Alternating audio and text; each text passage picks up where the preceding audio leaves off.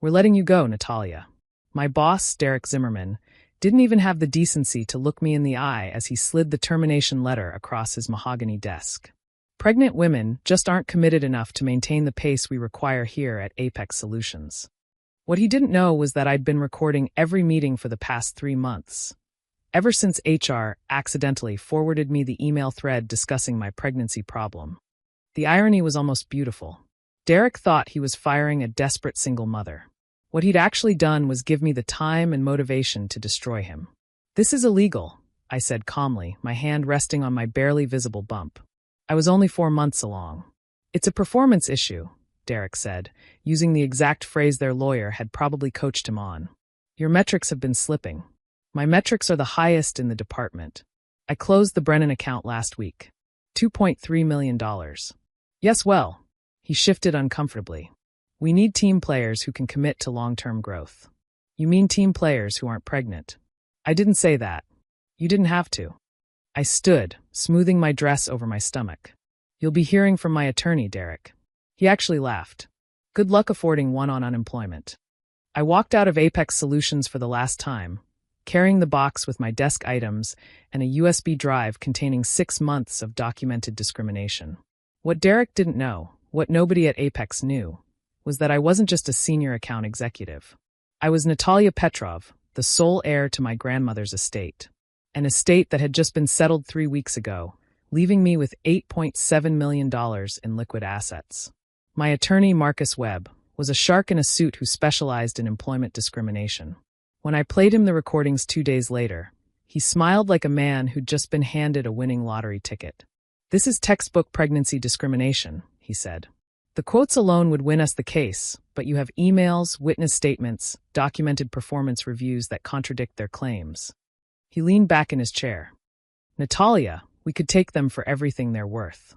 "I want more than a settlement," I said. "What do you mean?" "I want the company." Marcus raised an eyebrow. "That's ambitious. They're valued at around $15 million. They're also hemorrhaging money. I've seen the internal financials. Derek's been hiding losses for 2 years, making up numbers to keep investors happy. The Brennan account I closed? That was supposed to save them. Without me, they'll be in serious trouble within 6 months. You want to wait for them to collapse? I want to be there when they do. And I want to buy them for pennies on the dollar at auction." Marcus grinned. "I love the way you think." The lawsuit hit Apex Solutions like a nuclear bomb.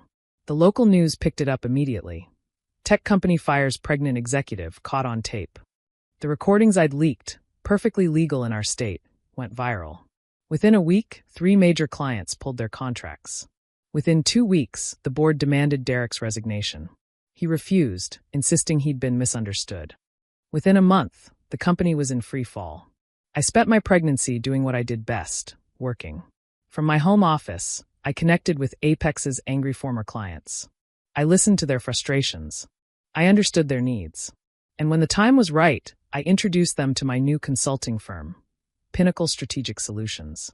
"We're everything Apex used to be," I told the CEO of Brennan Industries, before they lost their way, before they prioritized politics over performance.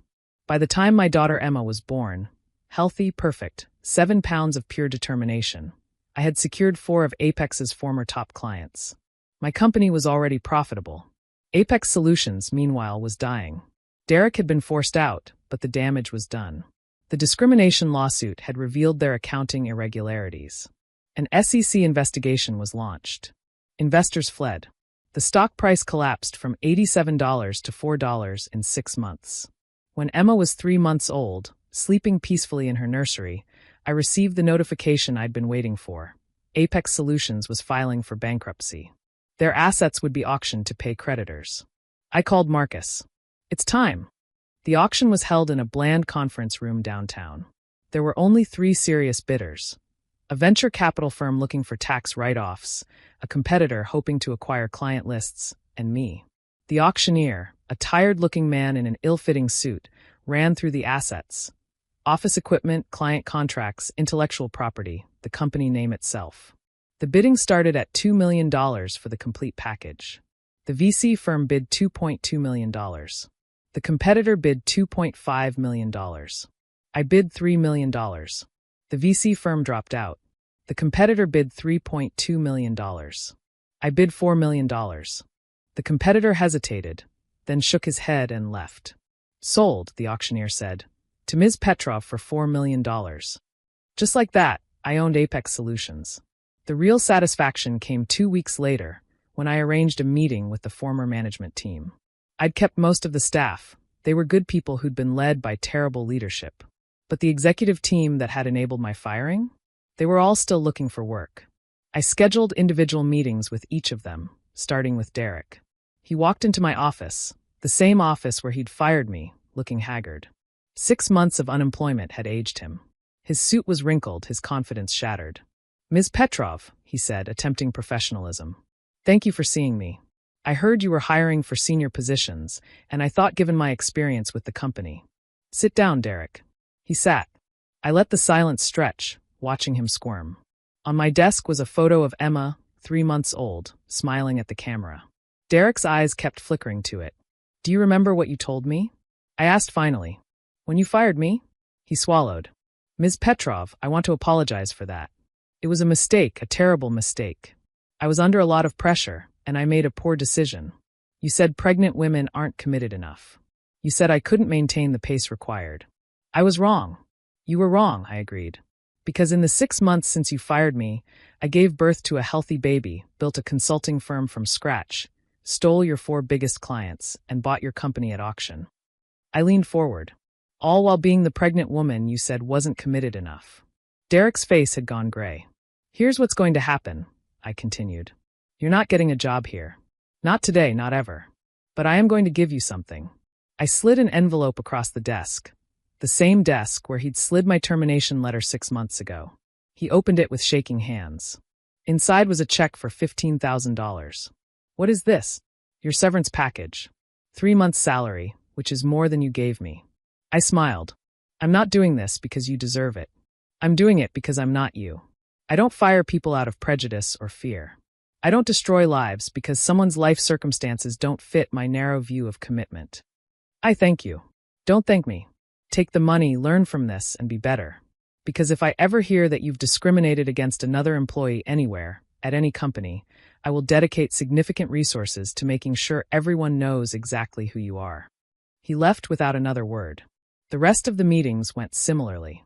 Derek's enablers, the CFO who'd cooked the books, the HR director who'd drafted the termination strategy, the VP who'd called me a liability in an email, all received the same message. Generous severance, no job, and a warning to be better humans. But the story didn't end there. 3 months after acquiring Apex, I rebranded it. The company became Pinnacle Solutions, merging with my consulting firm.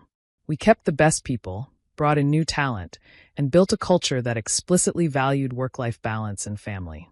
I instituted a policy: 6 months paid parental leave for any employee, regardless of gender. On-site childcare. Flexible hours. Remote work options. You'll lose productivity, one of the old guard managers warned. Watch me, I replied. Within a year, Pinnacle Solutions was thriving. Our employee retention was the highest in the industry. Our client satisfaction scores were off the charts.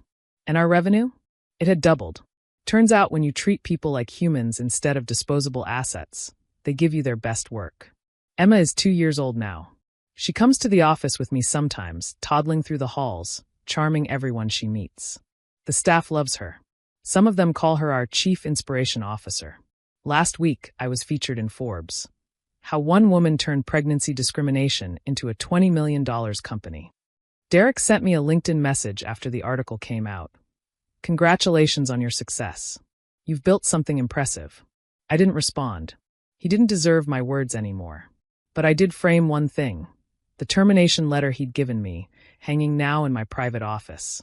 Not as a reminder of pain, but as a reminder of power. The power that comes from being underestimated, from being dismissed, from being told you're not enough. Because here's what Derek and men like him will never understand. Being pregnant didn't make me less committed. It made me more focused, more determined, more absolutely certain that I would succeed, if only to prove that their prejudice was not just wrong, it was expensive. They fired me for being pregnant. I bought their company while raising my daughter. And every time I look at Emma, brilliant, beautiful, already showing signs of her mother's stubborn determination, I think about how Derek tried to use my pregnancy as a weapon against me. Instead, it became my superpower. The best revenge isn't just success. It's building something so undeniably better that your enemies can't help but see what they lost when they underestimated you. Derek lost a $2.3 million account closer. He lost the company he'd mismanaged for years. He lost his reputation, his career trajectory, his certainty that he knew how the world worked. What did I lose? Nothing. I gained everything. And that makes all the difference.